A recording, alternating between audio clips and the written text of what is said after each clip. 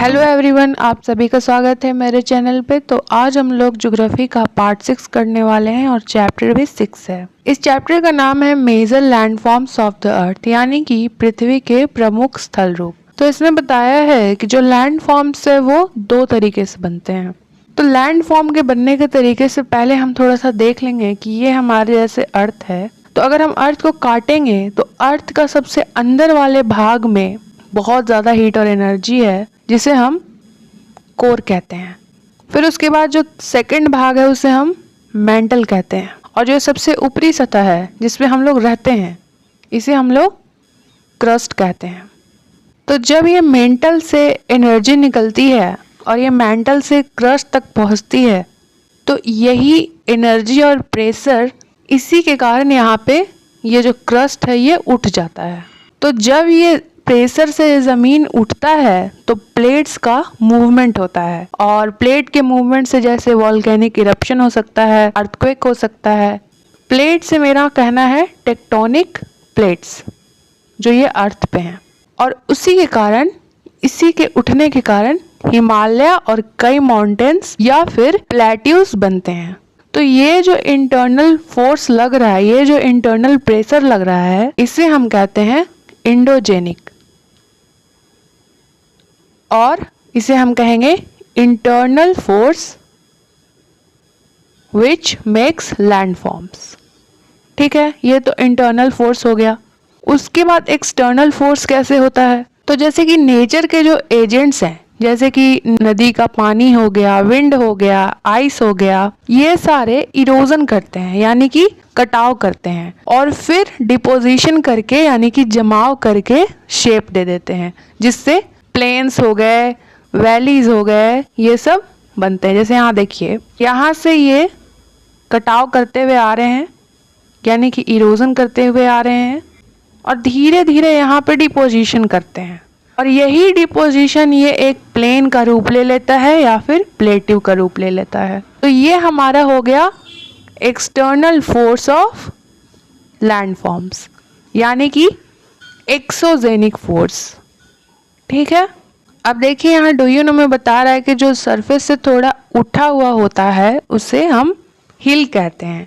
वो 600 मीटर से कम होता है। जो स्टीप हिल होता है, यानी कि जो खड़ी पहाड़ी होती है जिसमें स्लोप जो होता है वो ढलान बहुत तेज होता है, वो 600 मीटर से भी ज़्यादा होता है। इसलिए जो 600 मीटर से अधिक हो उस हिल को हम लोग माउंटेन्स कहते हैं।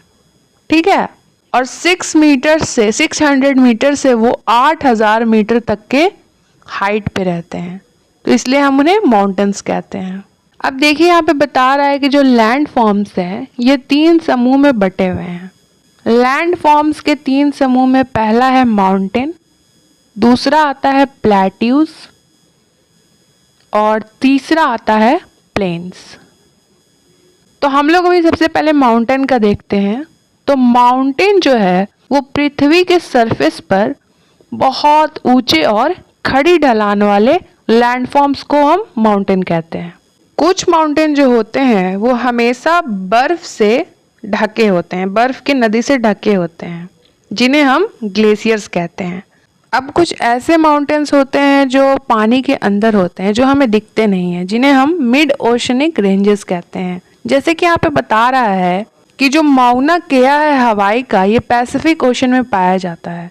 ये एक अंडर सी माउंटेन है जो कि माउंट एवरेस्ट से 10,205 मीटर ऊंचा है।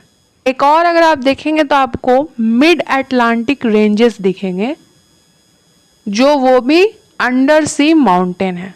ठीक है, अब देखिए जब माउंटेन एक लाइन में अरेंज होते हैं उन्हें हम माउंटेन रेंजेस कहते हैं। ये 100 किलोमीटर तक फैले होते हैं। जैसे कि अगर देखें तो जो हिमालय है एशिया का, ये एक माउंटेन रेंज है। उसी तरह से जो द एल्प्स है ये यूरोप का माउंटेन रेंज है, और जो द एंडीज है ये साउथ अमेरिका का माउंटेन रेंज है। माउंटेन के 3 टाइप्स होते हैं। पहला है फोल्ड माउंटेन, दूसरा है ब्लॉक माउंटेन, और तीसरा है वॉल्केनिक माउंटेन्स। फोल्ड माउंटेन कैसे बनते हैं? तो फोल्ड माउंटेन जब चट्टानों के मुड़ने से वो बन जाते हैं। जैसे ये हमारा सरफेस है, ये हमारा क्रस्ट है। तो जब प्लेट्स टकराती है, ये दो प्लेट्स अगर ऐसे टकराएगी तो ये आपस में टकरा करके ऐसे खड़ी हो जाएगी, ठीक है। तो यही फोल्ड माउंटेन बन जाती है। हिमालय और अल्प्स जो है वो यंग फोल्ड माउंटेन है, जिसमें रग्ड यानी उबड़ खाबड़ रिलीफ है, ऊंचा नीचा, और उसमें हाई कोनिकल यानी कि ऊंचे ऊंचे शिखर बने हुए हैं।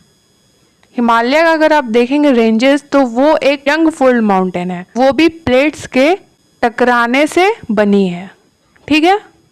उसके बाद अगर आप देखें तो भारत का जो अरावली रेंज है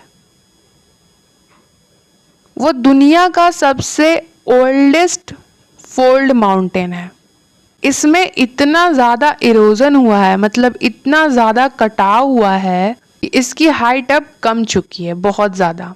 रसिया का जो उरल माउंटेन है और नॉर्थ अमेरिका का जो अपलैंचियस माउंटेन है वो भी ओल्ड फोल्ड माउंटेन्स के एग्जाम्पल्स हैं। अब यहाँ पे सेकंड है ब्लॉक माउंटेन। तो ब्लॉक माउंटेन यानी कि खंड पर्वत।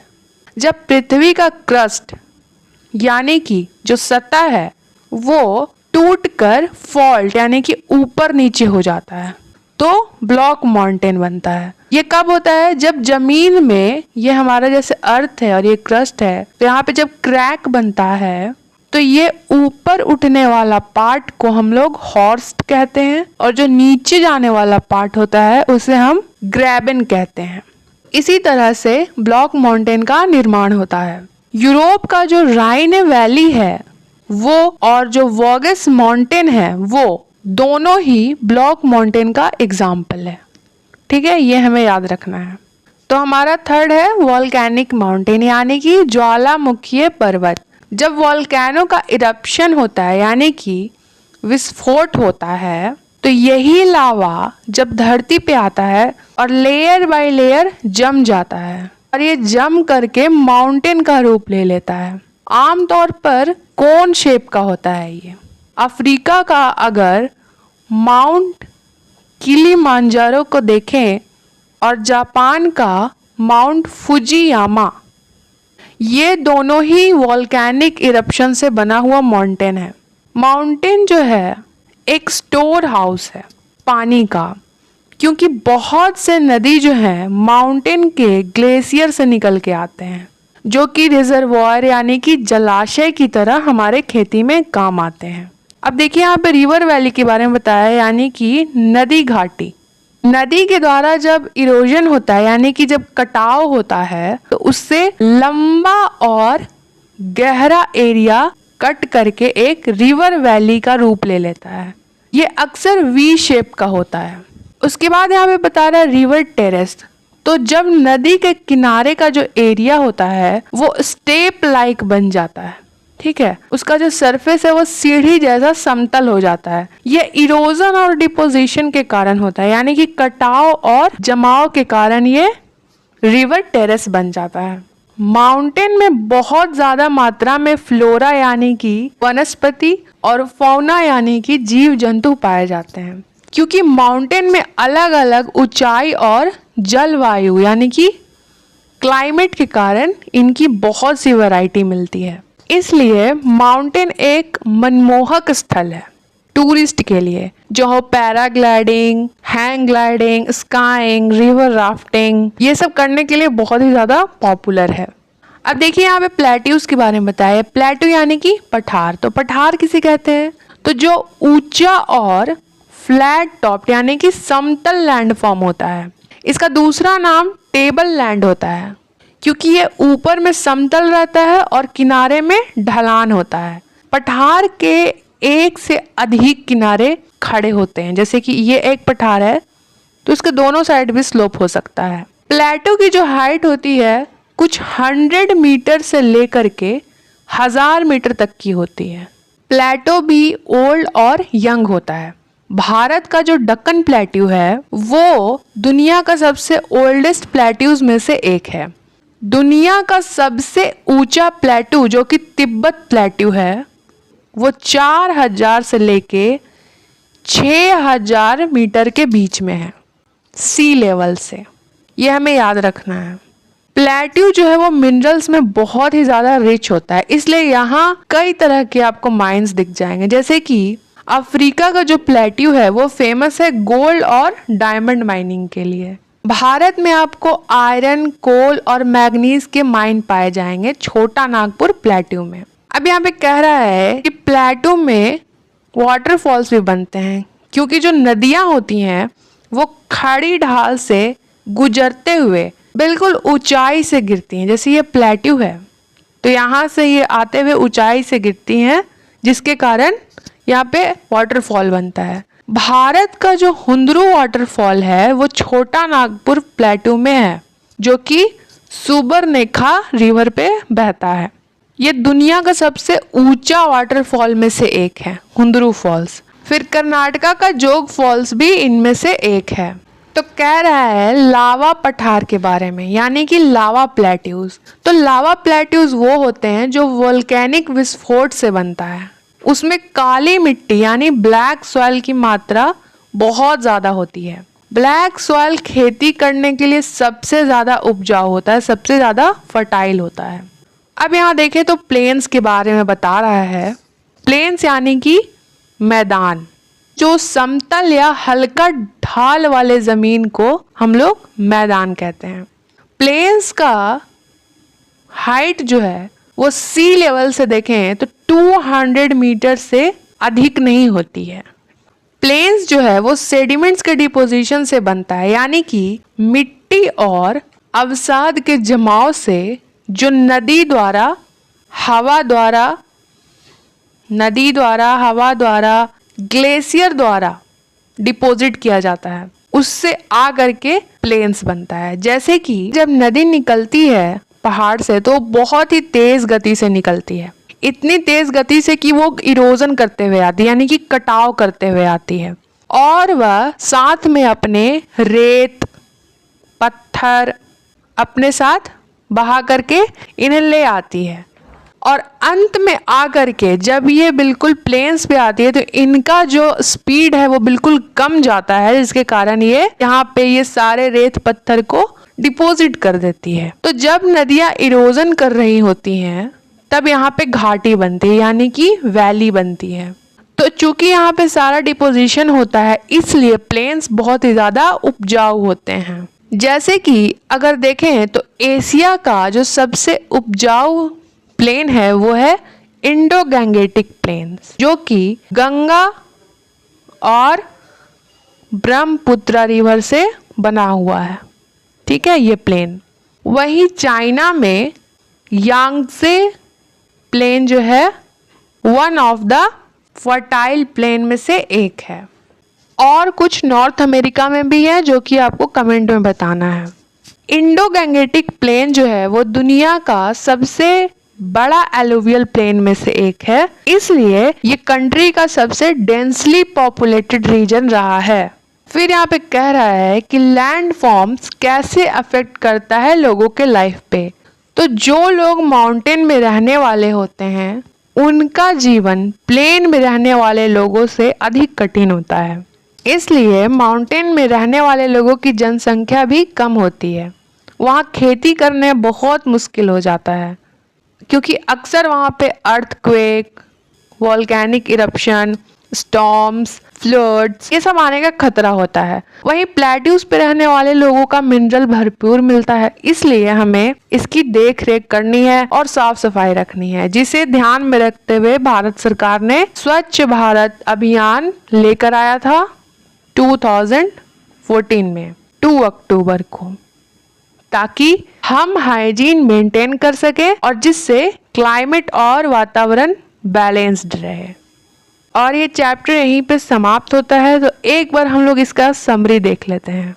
तो हम लोगों ने इस चैप्टर में पढ़ा कि जो लैंड फॉर्म्स के प्रोसेस हैं, लैंड फॉर्म 2 प्रोसेस से बनते हैं। पहला तो है इंटरनल प्रोसेस यानी कि इंडोजेनिक, और दूसरा होता है एक्सटर्नल प्रोसेस यानी कि एक्सोजेनिक। उसके बाद हम लोगों ने देखा कि लैंड फॉर्म के 3 टाइप्स हैं। पहला माउंटेन है, दूसरा प्लेट्यू है और तीसरा प्लेन्स है। तो माउंटेन्स में हम लोगों ने देखा कि माउंटेन 3 टाइप्स के होते हैं। पहला टाइप था फोल्ड माउंटेन, दूसरा टाइप ब्लॉक माउंटेन और तीसरा था वॉल्केनिक माउंटेन। उसके बाद हम लोगों ने देखा कि जो प्लेट्यू है वो ऊंचा और फ्लैट टॉप्ड समतल लैंडफॉर्म होता है, जिन्हें हम पठार या टेबल लैंड कहते हैं। उसके बाद हम लोगों ने देखा कि जो दुनिया का सबसे ऊंचा प्लेट्यू है वो है तिब्बतियन प्लेट्यू। और वहीं हम लोगों ने देखा कि जो डक्कन प्लेट्यू है वो इंडिया का one of the oldest plateau है। और ईस्ट अफ्रीकन प्लेट्यू जो कि केन्या, तंजानिया और युगांडा में फैला हुआ है। और वहीं वेस्टर्न प्लेट्यू ऑस्ट्रेलिया का one of the oldest plateau है। फिर हम लोगों ने देखा कि प्लेट्यू बहुत ज्यादा रिच होते हैं मिनरल्स में, इसलिए अफ्रीकन प्लेट्यू में गोल्ड और डायमंड माइनिंग है। और भारत में छोटा नागपुर प्लेट्यू में आयरन, कोल और मैग्नीज पाए जाते हैं।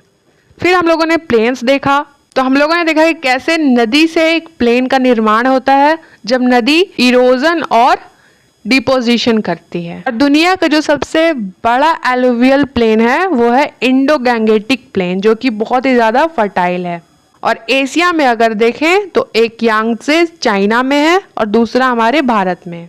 फिर हम लोगों ने देखा कि किस तरह से लैंड फॉर्म लोगों पे अफेक्ट करता है, जो ऊंचाई पे रहते हैं उनका जीवन कैसा है और जो प्लेन्स पे रहते हैं उनका जीवन कैसा है। तो हम लोगों ने इस चैप्टर में जो जो फैक्ट्स पढ़ा उससे रिलेटेड अगर कोई बीपीएससी या पीएससी में क्वेश्चन आता है तो वो हम लोग क्वेश्चन टेलीग्राम पे डालते हैं। तो अगर आप लोगों ने अभी तक हमारे टेलीग्राम चैनल को ज्वाइन नहीं किया है तो लिंक आपको डिस्क्रिप्शन में मिल जाएगा। So don't forget to like and subscribe, and thanks for watching.